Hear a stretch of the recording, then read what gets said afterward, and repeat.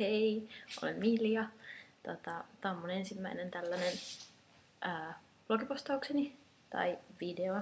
Ja yleisesti ottaenkin, jos mä nyt blogia alan kunnolla sillä tavalla pitämään, niin luultavastikin enemmän videoita tulee olemaan. Joo. Mutta elikkä eikö tässä ekassa pitäisi jollain tavalla esitellä itteensä?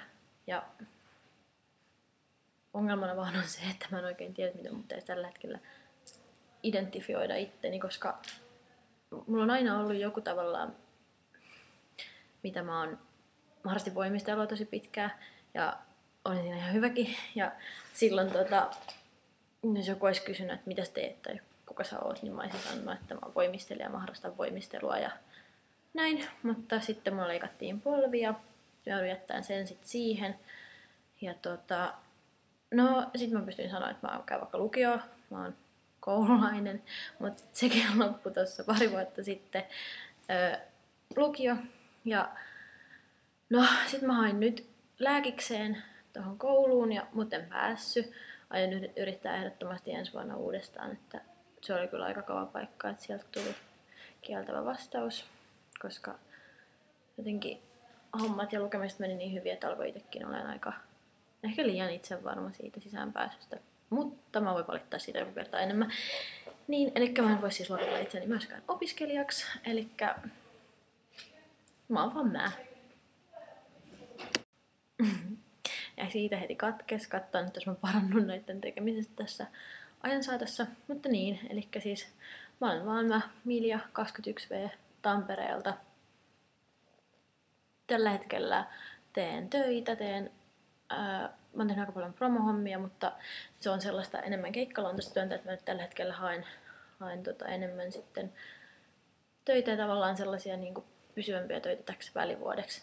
Mä oikeastaan vähän pelottaa kyllä tää välivuosi sillä tavalla, että jotenkin tuntuu, että ei mene elämässä eteenpäin. Että kyllä mulle enemmän. Monet mun kaverit on tykännyt pitää välivuosia ja tykkää tosi paljon, mutta mulle jotenkin tulee sellainen